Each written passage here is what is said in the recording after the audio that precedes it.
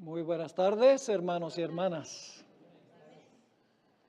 Qué bueno que vinieron una vez más para estudiar la palabra del Señor. Este es el tema número 7 en la serie sobre Daniel 8 al 12 y Apocalipsis el capítulo 10. Esta noche vamos a estudiar dos temas, como hemos hecho cada noche. Y los temas que tocan esta noche son, en primer lugar, la consumación del misterio de Dios y luego una experiencia dulce y amarga. Antes de comenzar estos dos temas, quisiera hacer un corto repaso de lo que vimos en nuestros últimos dos temas. Pero primeramente vamos a elevar una oración a nuestro Dios. Padre Celestial, venimos ante tu trono con reverencia, con humildad, reconociendo que nuestra sabiduría es supremamente limitada. Si no fuera por tu sabiduría, no podríamos comprender nada de tu palabra. Pero gracias porque tu Espíritu Santo, que dio lo que tenemos en la Biblia, viene hoy a explicarnos ese contenido. Pedimos, Padre, la presencia de tu Espíritu y de tus ángeles, que nos ayuden a entender lo que vamos a estudiar, aplicarlo a nuestra vida y a proclamarlo sin ninguna vergüenza al mundo que tanto lo necesita. Gracias, Padre, por escuchar esta oración y cumplir tu promesa de estar con nosotros, porque reclamamos esa promesa en el precioso nombre de Cristo, nuestro Salvador. Amén. Para los que tienen el manual, vamos a la página 45 del manual para repasar la secuencia de eventos que trazamos en los dos últimos temas.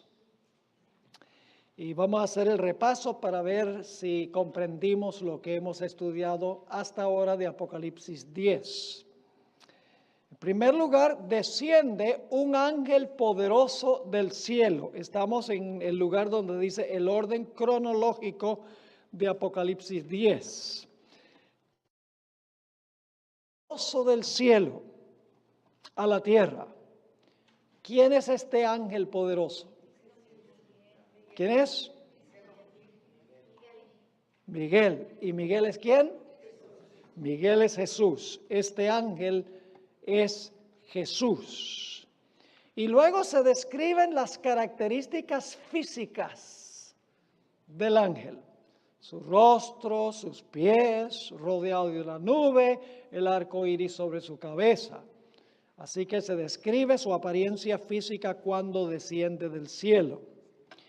Y en su mano, sabemos que es en la mano izquierda, porque luego levanta la mano derecha para juramentar un poco más adelante. En su mano izquierda tiene un librito que hubo sido abierto. Es decir, antes de descender a la tierra, abrió el libro. Y cuando llegó a la tierra, el libro estaba abierto. ¿Cuál es el libro con el cual desciende el ángel?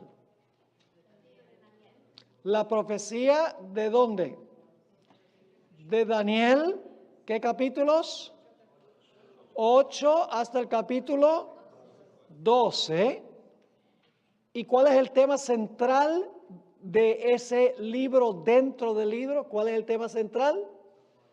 El tema central son los 2300 días y el comienzo del juicio al terminar los 2300 días. Eso lo estudiamos en los primeros temas. Vimos que Daniel 8 al 12 tiene un tema central que es hasta 2300 días y el santuario será purificado. Capítulo 9 nos da la fecha de comienzo de los 2300, así que sabemos dónde terminan. Así que el librito que trae Jesucristo en su mano es un libro abierto, que significa que es un mensaje que ahora se puede entender, porque en los tiempos de Daniel el libro se cerró y se selló. No se podía entender los 2300 días y la purificación del santuario. Pero en el tiempo del fin, ¿a partir de qué fecha? En 1798, ahora se abre el librito, porque Jesús ha descendido con el libro abierto, ahora se abre el librito y ahora la gente empieza a comprender que la hora del juicio ha llegado exactamente. Y luego entonces el ángel, Miguel, Cristo, planta un pie en el mar y otro pie en la tierra, que significa que este mensaje va a tener ¿cuánto alcance? Oh, este mensaje va a ir por tierra y mar. Este mensaje va a ir a todo el mundo. Ahora, si el mensaje va a ir a todo el mundo, se necesita una iglesia que está establecida en todo el mundo. Lógicamente, la posibilidad de proclamar el mensaje al mundo significa que tiene que haber un pueblo remanente que abarca todo el mundo para proclamar ese mensaje. Así que el hecho de colocar un pie en el mar y otro pie en la tierra significa que este mensaje que sale del librito va a ser un mensaje que va a ir a toda nación, tribu, lengua y pueblo. Ahora, ¿qué significa el acto de plantar los pies? Oh, significa que este ángel poderoso que trae el librito anuncia que él viene a reclamar lo que es suyo. Él dice, este planeta es mío. Y cuando termine el juicio, todos los reinos del mundo serán míos. Es lo que está diciendo este personaje. Y luego, después que baja con el libro abierto, se va a proclamar el mensaje en todo el mundo. Entonces, el ángel suelta un rugido como el rugido de un león. Es una evidencia de que es Jesús, porque Jesús es el león de la tribu de Judá. Y ruge, y cuando ruge, el eco de su voz produce, ¿qué cosa? 7 truenos. 7 truenos. Ahora, ¿Juan entendió el mensaje de los 7 truenos? ¿Juan lo entendió? Sí, Juan entendió el mensaje que impartieron los truenos. Porque la Biblia dice que él iba a escribir lo que dijeron los truenos. Ahora, si no lo entendió, no lo podía escribir. Así que él entendió que los 7 truenos impartieron un mensaje, pero lo interesante es que aunque Juan entendió el mensaje de los 7 truenos, vino una voz del cielo que le dijo a Juan, sella lo que han dicho los truenos y no lo reveles. Y nosotros nos dimos cuenta que los 7 truenos representan ciertos eventos que sucedieron entre 1842 y 1844. Al estudiar las profecías, los que las estudiaron iban a tener una serie de hallazgos porque no entendieron plenamente las profecías concernientes al juicio. Primero pensaban que Jesús iba a venir alrededor del año 1843. Luego en la primavera de 1843, luego en el otoño de 1843, luego en la primavera de 1844 y finalmente en el otoño de 1844, y en todos los casos quedaron chasqueados porque no entendieron, porque los truenos estaban ¿qué? Estaban sellados. La hermana White dice que Dios colocó su mano sobre el error que ellos cometieron. ¿Y por qué razón? Porque era necesario probar la fe de los que recibieron el mensaje del librito para ver quién era un verdadero creyente que seguía a Jesús porque lo amaba y quién seguía a Jesús por temor a la idea de que cuando Cristo viniera iban a ser destruidos. Es decir, la razón por la cual los 7 truenos fueron sellados, que iban a haber una serie de chascos por no entender plenamente la profecía, es para probar la fe de aquellos que proclamaron el mensaje entre 1842 y 1844. ¿Vamos bien? Fíjese cómo se va cumpliendo todo al pie de la letra.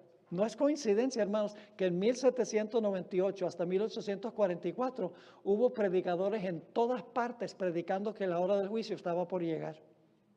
En Europa, en Sudamérica, la Kunza, en Asia, había personas predicando que la hora del juicio estaba por llegar, porque el libro había sido desellado y ahora se podía hablar del juicio porque la hora del juicio había llegado.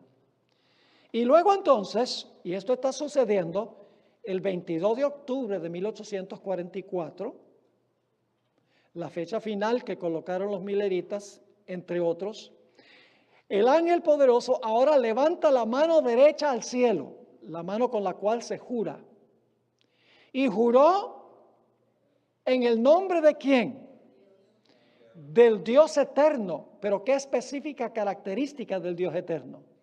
El Dios creador del cielo y lo que está en él, la tierra y lo que está en la tierra, y el mar y lo que está en el mar, que atrae la atención ¿a cuál mandamiento? Al mandamiento del sábado, que se encuentra en Éxodo 20 y últimamente en Génesis el capítulo 2, que es la culminación de la semana de la creación. ¿Y qué jura el ángel en el nombre del Dios eterno? Jura que el tiempo no será más. ¿A qué tiempo se refiere eso? ¿El fin del mundo? No. ¿El cierre de la puerta de la gracia? No. ¿A qué se refiere cuando dice el tiempo no será más? Quiere decir que cuando termina la profecía de los 2300 días, ya no habrá más profecías que tengan que ver con tiempo específico. No va a haber más profecías específicas de tiempo. Hay gente, por ejemplo, que está reaplicando los 1290 y los 1335 de Daniel capítulo 12. Están diciendo, bueno, estos son eventos que van a ocurrir en el futuro con la ley nacional dominical y con la ley internacional dominical. Pero el ángel dijo claramente, Cristo dijo claramente, que cuando llegó octubre 22, 1844, que ya no habrá más tiempo profético. El periodo profético más largo fue el que alcanzó hasta el 22 de octubre de 1844. ¿Vamos bien? Estamos tomando un poquito más de tiempo que lo que yo pensaba para el repaso, pero es vital que entendamos la hilación, la cadena de eventos que tenemos en este capítulo 10. Ahora necesito hacerles una aclaración y esto lo vamos a entender más en el segundo tema que vamos a estudiar hoy. Ustedes miran aquí en la página 45, ya llegando el penúltimo punto en esta página, donde dice el misterio de Dios concluye cuando el séptimo ángel está a punto de tocar su trompeta. ¿Ven esa línea allí? El penúltimo punto. ¿Lo ven? ¿Cuántos están viendo ese punto de los que tienen el manual? Dice, el misterio de Dios concluye cuando el séptimo ángel está a punto de tocar su trompeta. Ese evento, en realidad, en el texto bíblico, aparece inmediatamente después que el ángel dice que el tiempo no será más. Textualmente, en el texto bíblico, Apocalipsis, el capítulo 10 y el versículo 7 se encuentra después que el ángel hace el juramento. Y antes de que se le ordene a Juan que se coma el librito que va a ser dulce en la boca y amargo en el vientre. Pero quiero explicarles, y eso lo vamos a entender más en el segundo tema. Apocalipsis 10 y el versículo 7 es una explicación parentética, es una interrupción en el desarrollo. En realidad, la terminación del misterio de Dios, cuando el séptimo ángel está por tocar la trompeta, eso viene en el manual a donde está. A pesar de que en la Biblia aparece inmediatamente después del juramento, en realidad yo lo puse en el orden en que debe estar. ¿Me están entendiendo lo que estoy diciendo? Ahora, ustedes van a darse cuenta por qué razón es que yo digo eso. Así que el orden que tienen aquí en esta página, en la página 45, es el orden correcto. A pesar de que Apocalipsis 10:7 se encuentra inmediatamente después del juramento en el texto bíblico. Ahora, con eso en mente, vamos a la página 59 y vamos a hablar de la consumación del misterio de Dios, que es el versículo 7. Viene inmediatamente después que el ángel hace el juramento que el tiempo no será más. Ahora, vamos entonces a analizar este capítulo, la consumación del misterio de Dios. Ahora, según este texto, el misterio de Dios concluye cuando el séptimo ángel, con la séptima trompeta, está a punto de tocar su trompeta. Es decir, la consumación del misterio de Dios, esto es muy importante, es el último evento que se cumple hacia el final del periodo de la sexta trompeta, cuando está por sonar la séptima. Todo lo que nosotros hemos estudiado está sucediendo durante la sexta trompeta. El ángel que desciende del cielo, el ángel que hace el juramento, los 7 truenos, todo eso está pasando en el periodo de la sexta trompeta.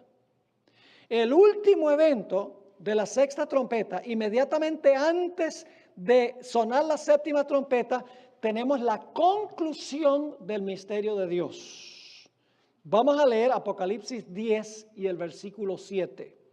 Dice allí: sino que en los días de la voz del séptimo ángel, y ahora yo estoy leyendo la versión Reina Valera del 60, la traducción no es una buena traducción, y les voy a comprobar bíblicamente que en realidad la traducción necesita corregirse, pero vamos a leer el versículo como está en la versión Reina Valera del 60.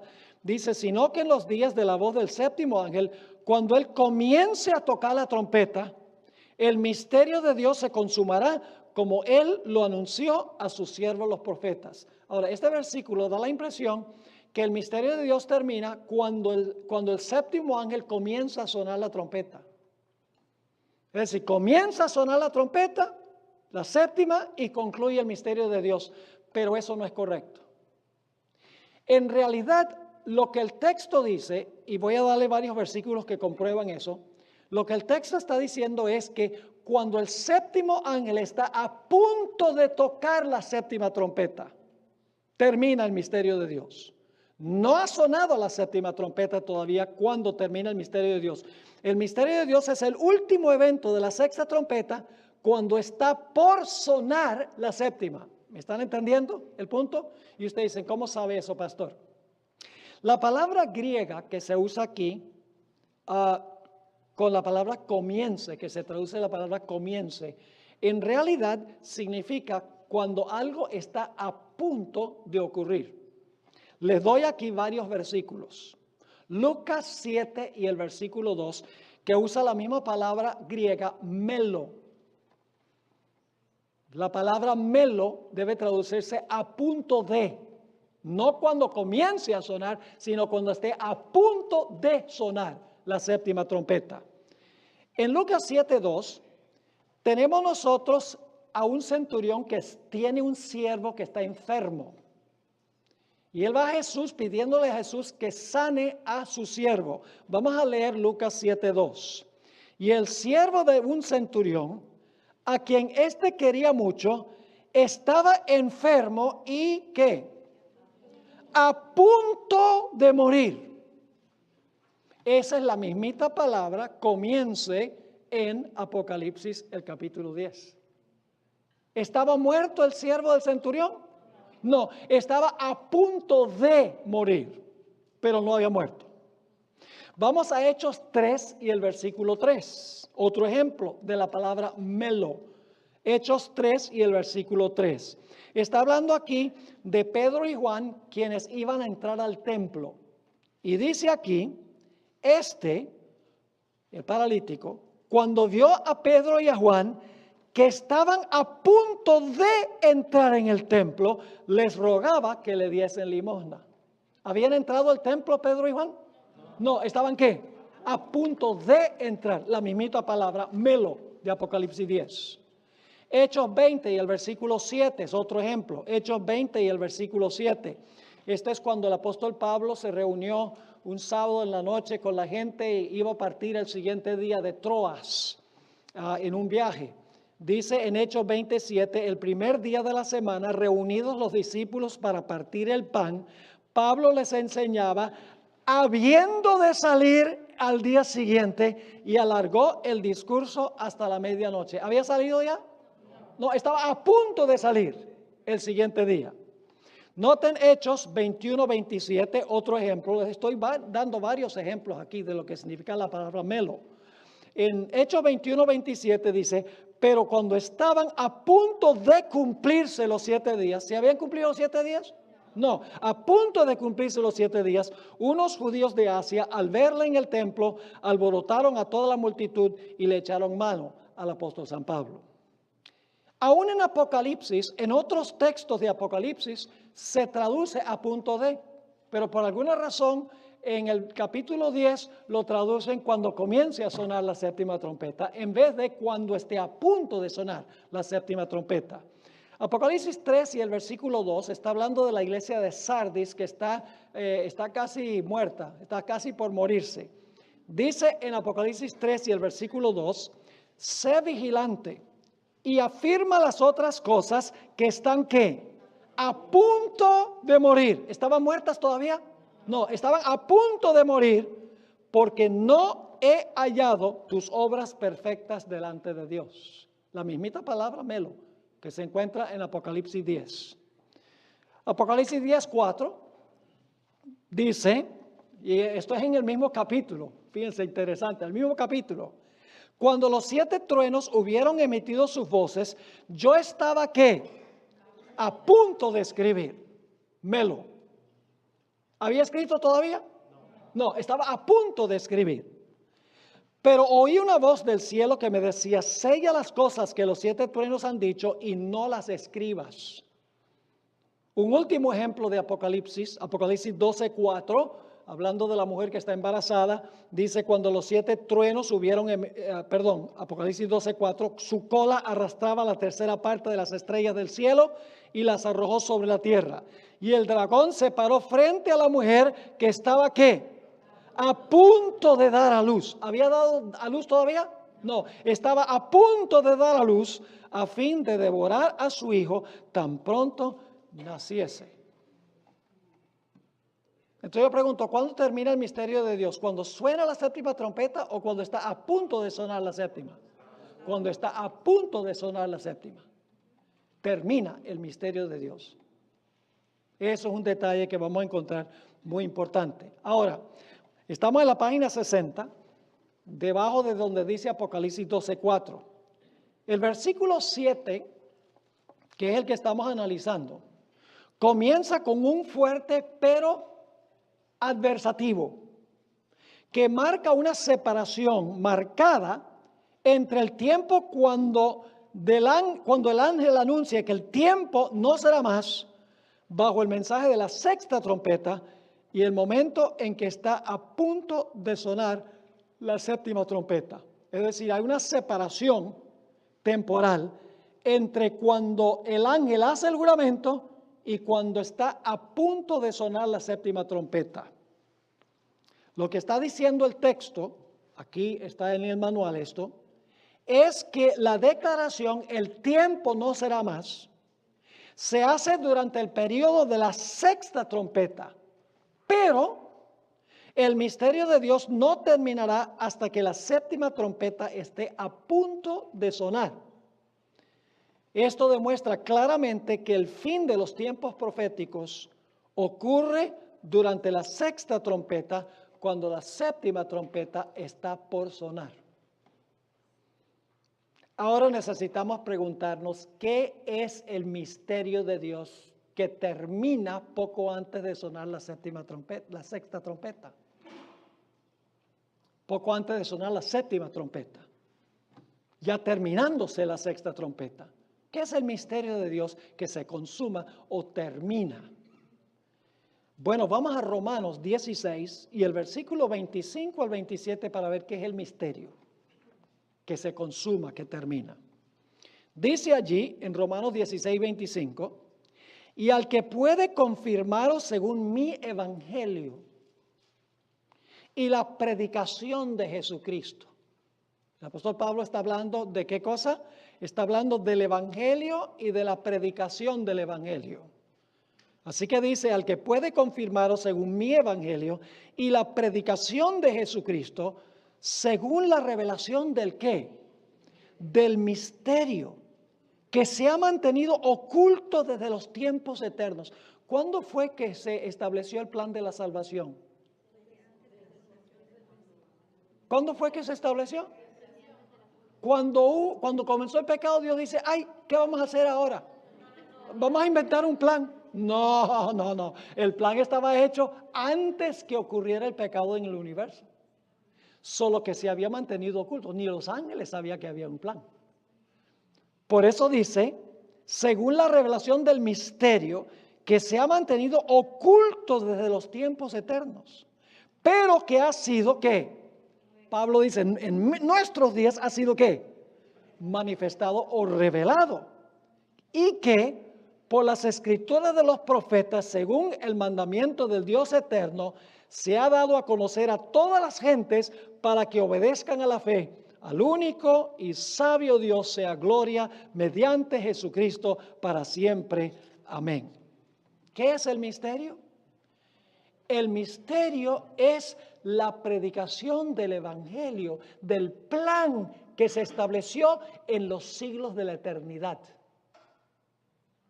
Por eso el apóstol Pablo dice, al que puede confirmaros según mi evangelio y la predicación de Jesucristo, que fue el misterio que estuvo oculto desde tiempos eternos, pero en el tiempo de Pablo ya se había revelado porque Jesús había venido para revelar el plan de la salvación. Así que el misterio de Dios es la predicación del evangelio de la salvación. Elena White confirma, siempre en armonía con la Escritura, este significado del misterio de Dios. Si queremos saber qué significa terminar el misterio de Dios o consumarse el misterio de Dios, pues tenemos que saber en primer lugar qué es el misterio de Dios para saber cuándo se consuma. La sierva de Dios tiene esta cita muy hermosa. No se encuentra en español, yo la traduje, se encuentra en la revista Signs of the Times, marzo 25, 1897. Hay varias citas que yo tengo en el manual que no se consiguen en español, están solo en inglés, yo las traduje. Dice aquí, la encarnación de Cristo es un misterio. La unión de la divinidad con la humanidad es en verdad un misterio que estuvo, ¿qué cosa? Oculto en Dios. El misterio, ahora va a citar el versículo que acabamos de leer, el misterio que había estado oculto desde los siglos y edades. Jehová lo mantuvo en silencio eterno hasta que fue revelado por primera vez en el Edén por la profecía que la simiente de la mujer heriría la cabeza de la serpiente y la serpiente el calcañar de la simiente. ¿Cuándo fue la primera vez que se reveló ese misterio que fue establecido en la eternidad? Génesis 3:15. Sigue diciendo, la parte que Cristo debía desempeñar cuando vino a esta tierra era presentar al mundo ¿qué? ¿A qué vino Jesús? A presentar al mundo este misterio que Dios había mantenido en silencio por las edades eternas antes de la creación del mundo, antes que el hombre fuera creado. Y ahora escuchen, y este maravilloso misterio de la encarnación de Cristo y su expiación debe ser ¿qué? Declarado a cada hijo e hija de Adán, sea judío o sea gentil. ¿Qué es el misterio de Dios? Es la proclamación del plan de la salvación que fue establecido en los siglos de la eternidad. Ahora yo quiero preguntar, ¿va a llegar un momento en que va a terminar la predicación de ese misterio? Sí, Señor. Cuando se cierre la puerta de la gracia, ya la predicación no logrará nada, terminará la predicación antes de la segunda venida del Señor Jesucristo. Ahora, permítame ilustrarlo de esta manera. Ustedes tienen en este párrafo, aquí en la página 61, Jesús dio la parábola de la pesca. ¿Recuerdan la parábola de la pesca? Se encuentra en Mateo el capítulo 13, donde hay varias parábolas de Jesús. Ahora vamos a mirar este párrafo. Durante toda la era cristiana, es decir, desde que Cristo vino hasta el día de hoy, los pescadores, ¿quiénes son los pescadores? ¿Quiénes son los pescadores? Nosotros. Jesús dijo, seguid en pos de mí y yo os haré pescadores. Ok, así que los pescadores somos nosotros. Así que durante toda la historia de la iglesia, los pescadores echaron ¿qué cosa? La red. ¿Saben lo que es echar la red? Predicar el evangelio.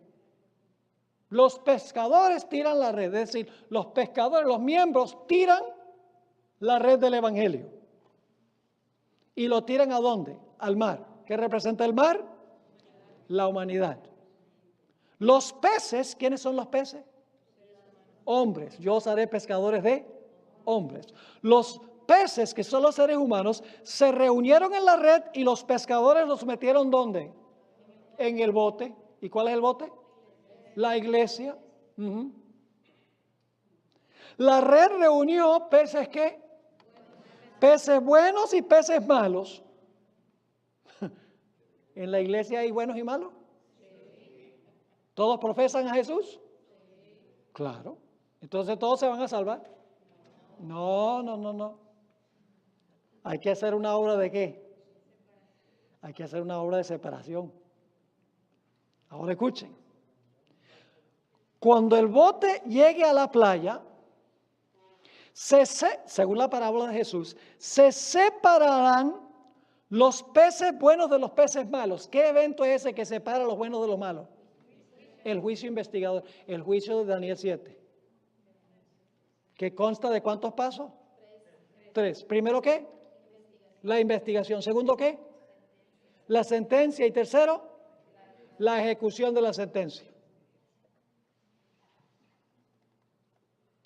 Ahora, ¿qué sucede con los peces buenos? Los peces buenos se guardarán y los peces malos se desecharán. La consumación del misterio de Dios es cuando la obra del pescar termina y todos los casos están decididos para vida o para muerte. Ahí termina el misterio de Dios, termina el plan de la salvación. Porque ya todos los que murieron o recibieron a Jesús o no, y todos los que están vivos al final de la historia, se examinó su vida y se reveló si eran creyentes genuinos o no. Y cuando el último creyente es examinado e investigado en el juicio, y todo ser humano haya sido analizado en el juicio, de nada vale predicar más, porque todos los casos están decididos. El misterio de Dios termina. Ya la predicación no se puede hacer porque nadie se va a salvar. La puerta de la gracia se cerró. ¿Me están entendiendo? Entonces, cuando esté a punto de sonar la séptima trompeta, el último evento, cuando está casi por sonar la séptima trompeta, va a terminar la predicación del evangelio. Porque todos los casos estarán decididos. Ya nadie va a escoger salvarse que no se salvó. Y nadie que se salvó se va a perder. Porque todos los casos están decididos. Resumiendo aquí en el manual, cuando la séptima trompeta está por sonar, suceden 3 eventos consecutivos, seguidos por el sonar de la séptima trompeta. En primer lugar, cuando está por sonar la séptima trompeta, se cierra la puerta de la gracia. Eso significa que termina el misterio de Dios, termina la predicación del evangelio, termina el proceso de pescar. Porque ya la pesca ha sido hecha, el barco llegó a la ribera y se separaron los peces buenos de los peces malos. Y luego entonces, en ese momento, cuando se cierra la puerta de la gracia y termina la predicación, comienza el tiempo de angustia, durante el cual el pueblo de Dios estará aquí. Pero ni uno solo caerá, porque sus casos ya han sido decididos de antemano en el juicio. Y ninguno de los impíos durante el tiempo de angustia va a decir, va a haber el sufrimiento del pueblo de Dios que los están martirizando y dice, ay, esa gente, yo sí quiero lo que ellos tienen. Demasiado tarde. Por eso no habrá mártires durante el tiempo de angustia, porque ya no hay razón para un martirio. Cuando un individuo muere por su fe, hay gente viéndolo, dice, wow, si esa persona está dispuesta de morir por eso, pues yo necesito saber, necesito entender cómo una persona puede ser tan firme como para estar dispuesto de morir por lo que cree. Y mucha gente se convierte, pero cuando se cierra la puerta de gracia no habrá más conversiones. La predicación del evangelio habrá concluido. Ahora, hay varios textos bíblicos que ilustran lo que acabo de describir teóricamente. El ejemplo más importante es lo que sucedió en el tiempo del diluvio. Y ustedes tienen esto aquí en el manual. Dios llamó a Noé para hacer ¿qué cosa? Para construir un arca y para predicar. ¿Por cuántos años iba Noé a predicar? Iba a predicar 120 años. Yo pregunto, ¿el mensaje de Noé fue un mensaje de juicio? ¿Ah, no? Cuando terminó de predicar el mensaje, ¿cuántos grupos había? ¿Cuántos? 3, ¿verdad? Los que estaban adentro, los que estaban afuera y los que estaban encima del arca. No.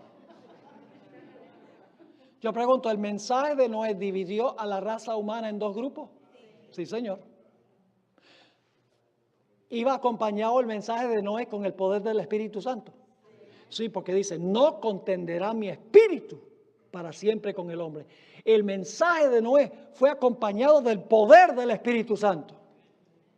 Y cuando Noé terminó de predicar su mensaje, el mundo estaba dividido en 2 grupos, los salvos y los perdidos.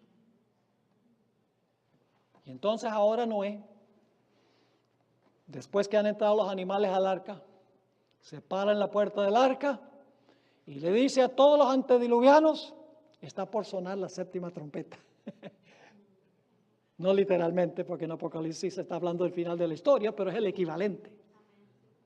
Ahora Noé se para en la puerta y le dice, pueblo, este es el último llamado de Dios a ustedes.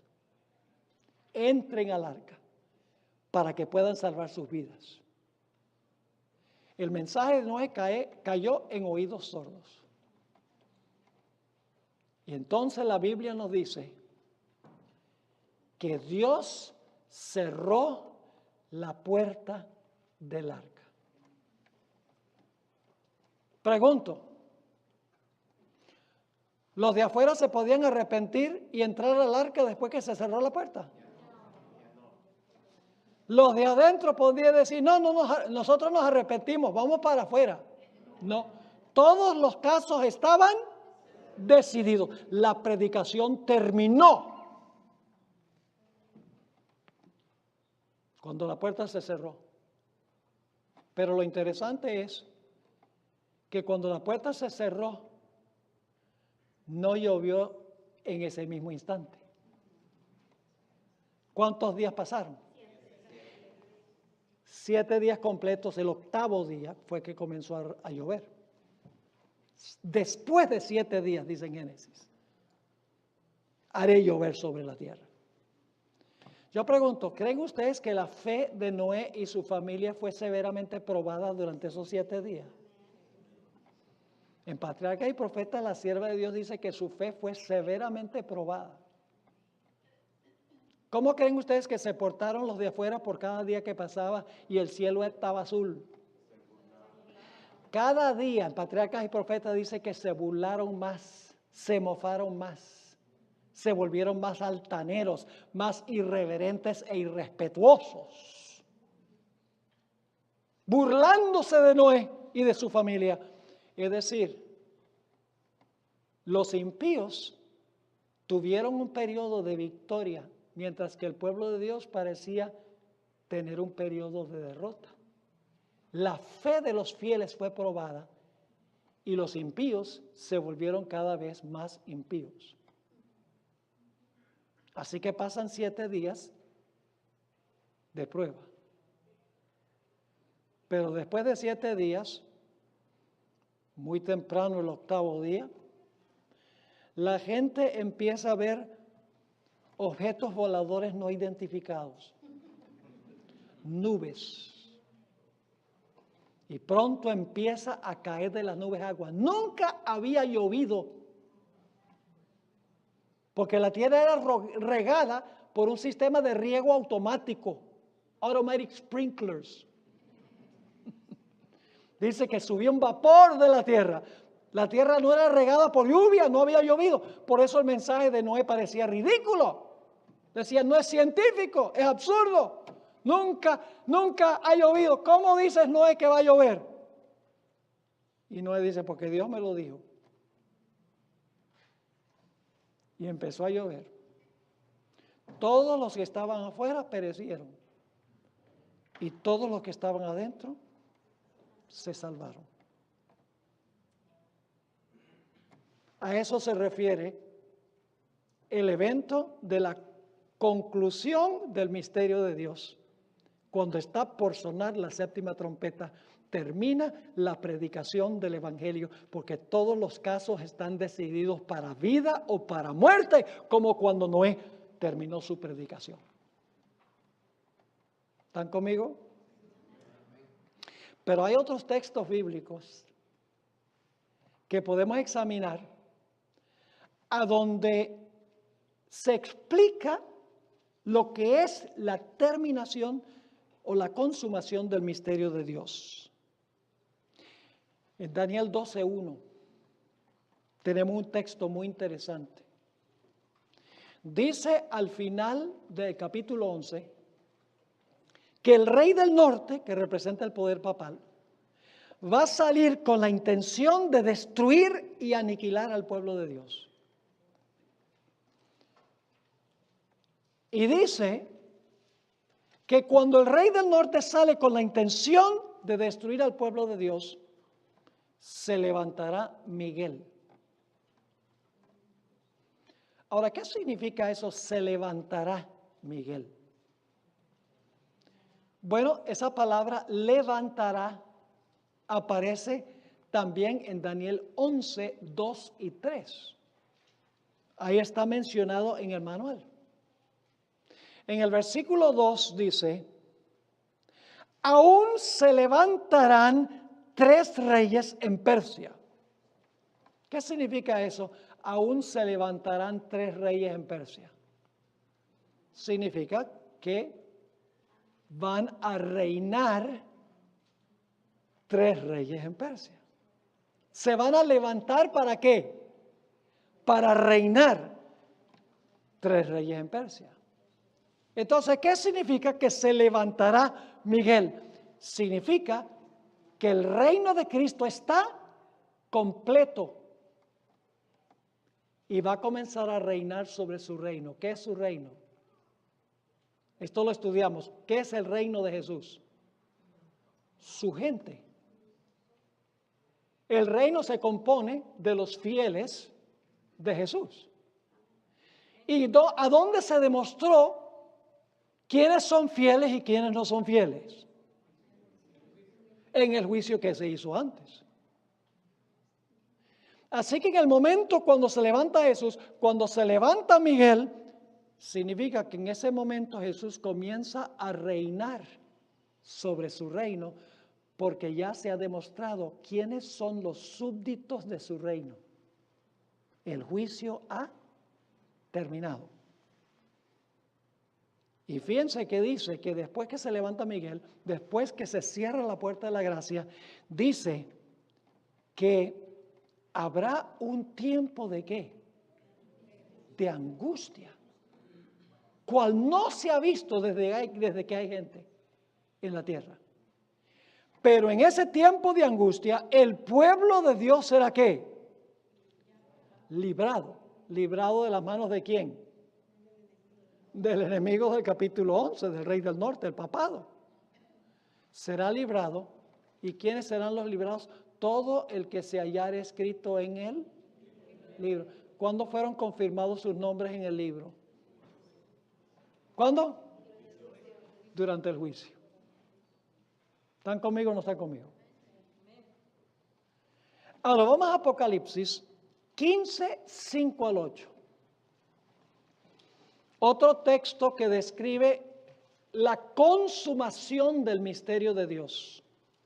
La terminación de la predicación del Evangelio cuando todos los casos están ya decididos. Dice en Apocalipsis 15, 5, después de estas cosas miré, y he aquí fue abierto en el cielo el templo. Ahora necesito explicarles qué significa esa palabra templo. La palabra templo que se usa aquí aparece 16 veces en Apocalipsis. Es la palabra griega naos. Siempre que aparece en Apocalipsis naos, la palabra templo, se refiere al lugar santísimo del santuario celestial.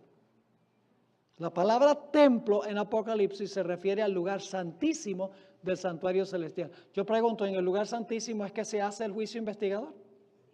¿La purificación del santuario es en el lugar santísimo? Sí. Entonces, recuerden que la palabra templo aquí se refiere al lugar santísimo. Y eso lo sabemos porque en Apocalipsis 11, 19, que menciono de paso aquí, dice que el templo de Dios fue abierto en el cielo, el naos fue abierto en el cielo y se vio en el templo el arca del pacto. ¿En qué apartamento estaba el arca del pacto? En el lugar santísimo. Entonces, ¿a qué se refiere que el templo fue abierto y en el templo se vio el arca del pacto? La palabra templo se refiere a qué apartamento? Al lugar santísimo. Así que aquí en Apocalipsis 15, 5 dice, después de estas cosas miré y aquí fue abierto en el cielo el templo del tabernáculo del testimonio. El tabernáculo es toda la carpa, pero el templo del tabernáculo es el lugar santísimo. Es decir, ahora el lugar santísimo se abre. ¿Y por qué se abre el lugar santísimo? Yo pregunto, ¿nosotros podemos hoy entrar al lugar santísimo? ¿Podemos entrar, podemos acercarnos al trono de la gracia hoy? ¿Y cómo podemos? Tenemos que ir a NASA a montarnos en un cohete. ¿Cómo entramos al lugar santísimo hoy? Por fe. En nuestra mente entramos ahí, seguimos a Jesús en su obra en el santuario celestial por fe. La gente hoy puede entrar allá, por medio de Cristo puede entrar y reclamarlo como sumo sacerdote. Sí, porque la puerta todavía está abierta. Por eso seguimos predicando, para invitar a la gente a seguir a Jesús, a entrar al santuario por fe, donde está Jesús, intercediendo por ellos. Pero aquí lo interesante es que el templo no se abre aquí para que la gente pueda entrar por fe, sino que aquí el templo se abre para que los ángeles con las plagas puedan salir. Vamos a leerlo. Después de estas cosas miré, y he aquí fue abierto en el cielo el templo, es decir, el lugar santísimo, del tabernáculo del testimonio, de la carpa, y del templo del naos, del lugar santísimo, salieron. ¿Por qué se abre el templo? ¿Para que la gente pueda entrar y salvarse por fe? No, para que salgan ¿qué? Los ángeles con las plagas. Yo pregunto, cuando las plagas caen, ¿ya la puerta de la gracia se cerró? Sí, Señor. Porque se derrama a plenitud la ira de Dios. Sin mezcla, dice la Biblia, de misericordia. Ahora hay mezcla de misericordia. Pero después que se cierra el templo, no más misericordia, no más predicación. Así que dice, del templo salieron los 7 ángeles que tenían las 7 plagas, vestidos de lino limpio y resplandeciente y ceñidos alrededor del pecho con cintos de oro. Y uno de los 4 seres vivientes dio a los 7 ángeles 7 copas de oro. ¿Y qué tenían las copas? Llenas de la ira de Dios. Ahora se va a derramar la ira de Dios porque la puerta de la gracia, ¿qué? Se ha cerrado. Y ahora escuchen lo que dice. Dice nuevamente, versículo 7, uno de los 4 seres vivientes dio a los 7 ángeles 7 copas de oro llenas de la ira de Dios que vive por los siglos de los siglos. Y el templo, otra vez el Naos, el lugar santísimo, se llenó de humo por la gloria de Dios y por su poder. Y nadie podía, ¿qué? Entrar en el lugar santísimo, en el templo, hasta que hubiesen cumplido las 7 plagas de los 7 ángeles. Si nadie puede entrar al templo, ¿la gente se puede salvar? No. Una vez que el lugar santísimo se abre para que salgan los ángeles con las 7 postreras plagas, ya la predicación del evangelio terminó, la consumación del misterio de Dios ha llegado y ahora se derrama la ira de Dios sin misericordia porque ya no hay predicación. ¿Están conmigo? Ahora vamos a Apocalipsis 22, 10 al 12. Apocalipsis 22, 10 al 12. ¿Recuerdan que el libro de Daniel se explica más en Apocalipsis? Daniel, la sierva de Dios, dice que Daniel es una profecía y Apocalipsis es una revelación. Es decir, el propósito de Apocalipsis es ampliar el libro de Daniel. Apocalipsis es una explicación de Daniel, una ampliación del libro de Daniel. Ahora quiero que noten Apocalipsis 22 y el versículo 10 al 12. ¿Recuerdan las 3 etapas del juicio? Investigación, sentencia, recompensa. Ahora fíjense en estos versículos, los 3 pasos. Dice, y me dijo, versículo 10, no selles las palabras de la profecía de este libro. Y cuando dice este libro, ¿se podría referir también a Daniel? Sí, pues el libro de Daniel se le quitó el sello. Aquí también dice que Apocalipsis tampoco tiene ¿qué? Sello, porque dice, no lo selles. Yo pregunto, mientras el libro está abierto, mientras Daniel y Apocalipsis están abiertos, ¿puede salir un mensaje de esos libros para que la gente se pueda salvar?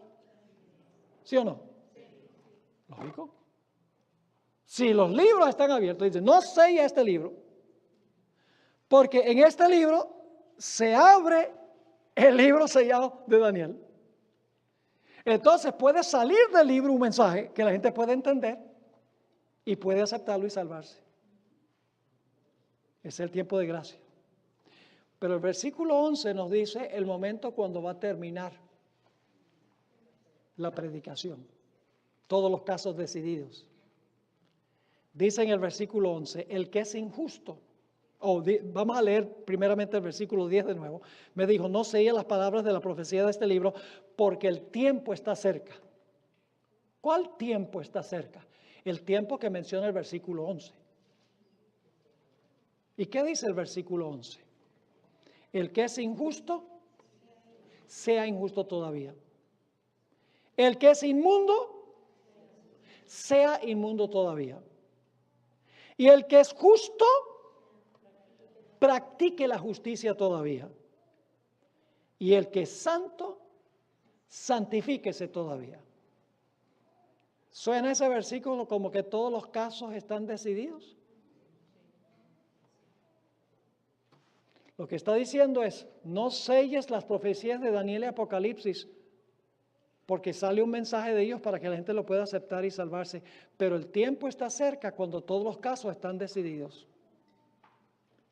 Y luego en el versículo 12 está el tercer paso. Dice en el versículo 12, Jesús, he aquí yo vengo presto. ¿Y mi qué? ¿Qué es un galardón?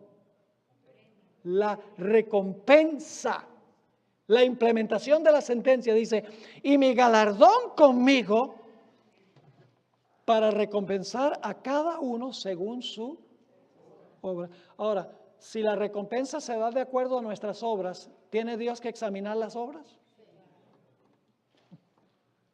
Ahí está implícitamente el juicio investigador. Porque si se va a dar la recompensa de acuerdo a las obras de la persona, tiene en el juicio que haberse hecho una investigación de las obras para ver si la recompensa debida la iban a recibir. ¿Está claro? Ahora, el último pasaje que quiero que miremos de nuevo, y esto ya lo habíamos mirado antes, pero el primer día había menos gente, así que quiero repasar esto de nuevo. El pasaje de Daniel 7, 9 y 10, 13 y 14, 18, 21 y 22, 26 y 27. Ahí están los tres pasos. Los primeros dos pasos ocurren ¿dónde? ¿Dónde se hace la investigación de todos los que profesaron a Jesús? En el cielo. ¿A dónde se dicta la sentencia basado en la investigación? En el cielo. ¿Y a dónde se da la recompensa basado en el veredicto y la examinación de la evidencia? En la tierra, cuando Cristo venga por segunda vez y trae su recompensa para recompensar a la persona. En un juicio hoy en día, igual. Por ejemplo, cuando un individuo está involucrado en un accidente y contrata un abogado, porque el accidente fue culpa de otro, primero un jurado hace la investigación de la evidencia. Los dos abogados presentan los casos, el jurado escucha. Después que se ha presentado el caso, el jurado delibera y el jurado dicta la sentencia y dice, bueno, este individuo, por los daños que le causaron, debe recibir $2 millones. Dicta la sentencia, pero los $2 millones no lo sacan del banco en ese instante. La persona después le toca pagar los $2 millones. Se implementa la sentencia. Y así es en Daniel capítulo 7. Vamos rápidamente, Daniel 7, 9 y 10. Estuve mirando hasta que fueron puestos tronos. Y se sentó un anciano de días. ¿A dónde vive el anciano de días? En el cielo, cuyo vestido era blanco como la nieve, el pelo de su cabeza como lana limpia, su trono llama de fuego y las ruedas del mismo fuego ardiente. Un río de fuego procedía y salía de delante de él, millares de millares le servían. ¿Quiénes son esos millares de millares? Los ángeles. ¿A dónde viven los ángeles? En el cielo, muy bien. Millares de millares le servían y millones de millones asistían delante de él. El juez se sentó y los libros fueron abiertos. ¿Para qué se abren los libros? Porque se van a investigar los casos de todos los que profesaron el nombre de Jesús, para ver si son creyentes genuinos. ¿Y saben lo que determina? Lo que determina si uno es un creyente genuino o no. La diferencia está en que unos tienen lágrimas de dolor, mientras otros que tienen lágrimas de cocodrilo. La mayor evidencia de que una persona está arrepentida es su vida demuestra que está arrepentida. Por eso la Biblia dice que somos salvos por gracia a través de la fe, pero seremos juzgados por obras, porque las obras demuestran si nuestra fe es genuina o no. El deudor que debía una suma que no podía pagar y que clamó y recibió perdón, ¿qué hizo luego después de haber recibido un perdón por algo que él no podía pagar? ¿Qué demostraron sus obras? Sus obras demostraron que las lágrimas que él derramó ante su Señor no fue porque estaba triste por haberle robado dinero al Señor, sino porque no quería ir a la cárcel. Estaba triste por las consecuencias y no por el pecado. La gente dice, ay, yo mejor me arrepiento porque si no me mandan para el infierno. Igual va a ir al infierno, aunque tenga esa clase de arrepentimiento. Un esposo que maltrata a la esposa Y después dice, ay, mija, perdóname. Y a los 15 minutos le está dando otra vez. Oye, uno tiene que preguntarse si de verdad está arrepentido.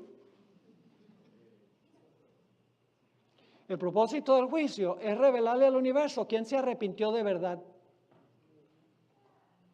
Y la tristeza por el pecado nos lleva a un cambio de la vida. Y si la vida no cambia, el arrepentimiento es falso. Cuando yo era niño, a veces me metía en peleas con mis 3 hermanas, 3 contra 1.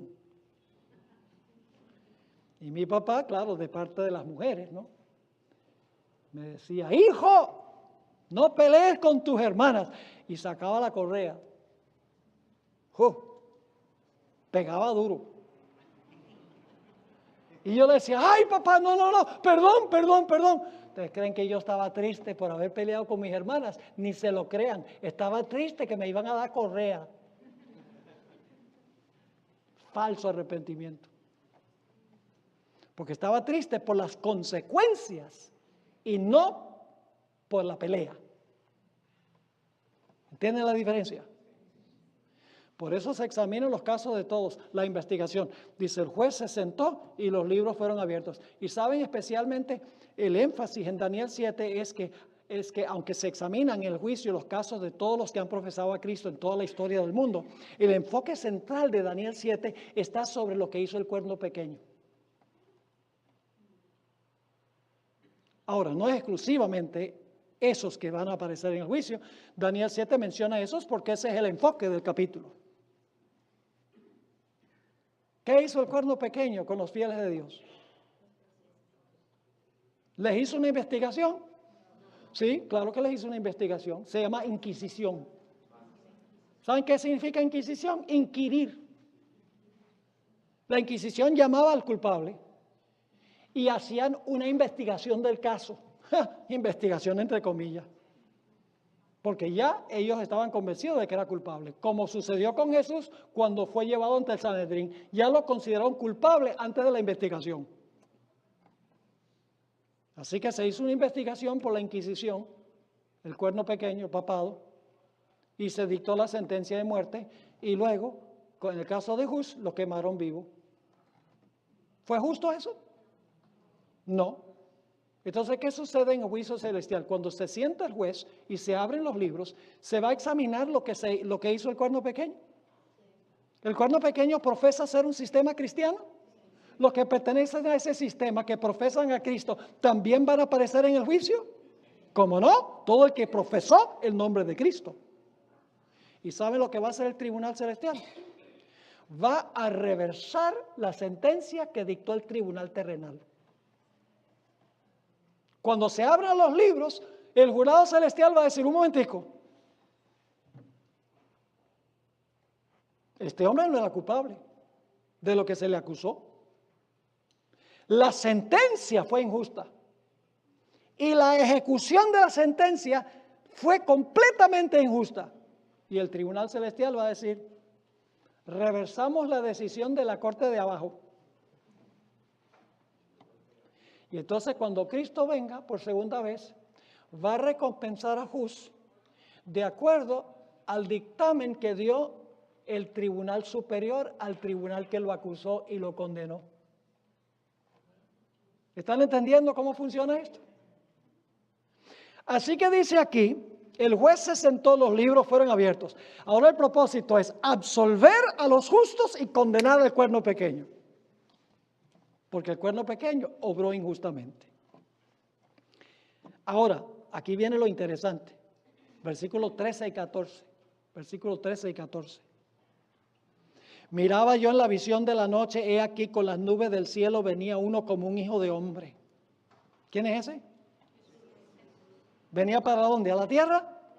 No. Dice, venía uno como un hijo de hombre que vino hasta el anciano de días.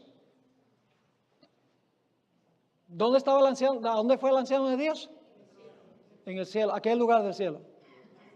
Del santo al santísimo. Al santísimo. El Hijo del Hombre va a donde fue el anciano de días. Así que, ¿a dónde va Jesús? Al lugar santísimo. A donde fue el anciano de días, el Padre. ¿Y a qué va Jesús allá? Esto está sucediendo esto es lo que sucedió en 1844, cuando comenzó el juicio. ¿A qué va allá? Dice en el versículo 14, y le fue dado. ¿Quién le dio? A Jesús. ¿Quién se lo dio a Jesús? El Padre. Para eso va el Padre. Y le fue dado dominio, gloria y ¿qué? Y reino.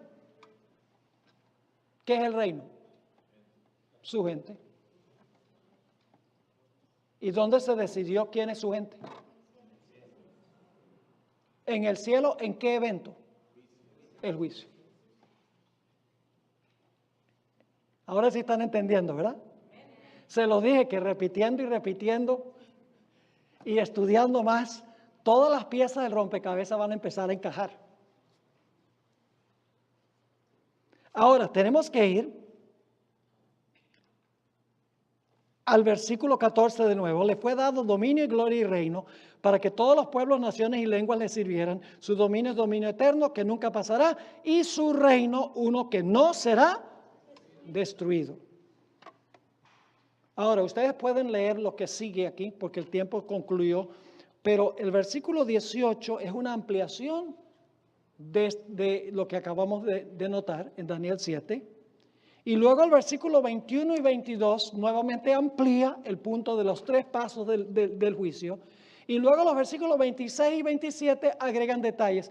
Pero el punto clave, mis hermanos y hermanas, en todo este pasaje de Daniel 7 es que primero se hace una investigación.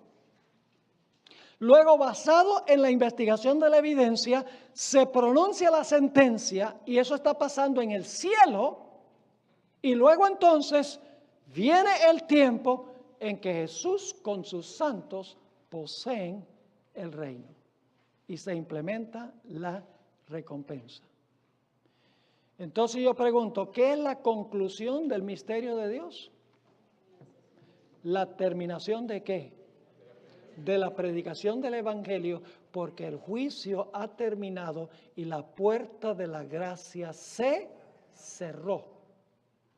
Y eso pasa inmediatamente antes de sonar la séptima trompeta, cuando está a punto de sonar la séptima trompeta, porque cuando suena la séptima trompeta, vamos a encontrar Jesús toma posesión de los reinos de la tierra.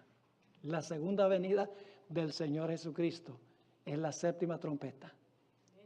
Pero el cierre de gracia ocurre antes. La predicación del Evangelio termina antes. Y luego, entre la terminación del misterio de Dios y el cierre de la gracia y la segunda venida, viene el tiempo de angustia cual no se ha visto jamás en la historia de este mundo, y el pueblo de Dios estará aquí en la tierra protegido por Dios. Y termino diciendo esto, saben que algunos se asustan cuando se habla del tiempo de angustia. Ay, pastor, ojalá que el Señor me mande al descanso antes de ese tiempo.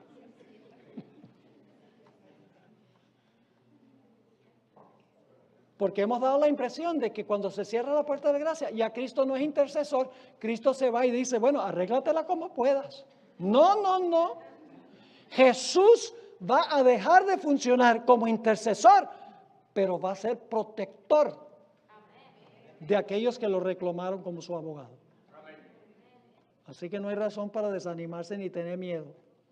Porque la Biblia dice, aunque andes en valle de sombra de muerte, no temeré mal alguno, porque tú estarás conmigo. El ángel de Jehová acampa alrededor de los que le temen y los defiende. Así que no hay que tener miedo de ese tiempo. ¿Les quedó claro lo que estudiamos? Ahora vamos a tomar, después de la oración, un receso de 5 minutos literales. Porque se acabaron los tiempos proféticos, ya no hay. Y entonces vamos a regresar para hablar de la experiencia dulce y amarga, fascinante, espectacular, lo que vamos a estudiar sobre el comer del librito. Así que tengamos una oración y entonces tomamos un corto receso y luego regresamos. Padre Celestial, gracias te damos por la luz de tu palabra.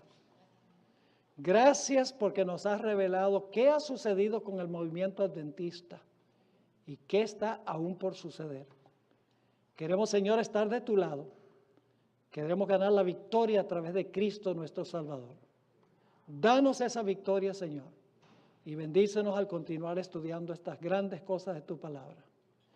Gracias por escucharnos, te lo pedimos en el nombre de Jesús. Amén.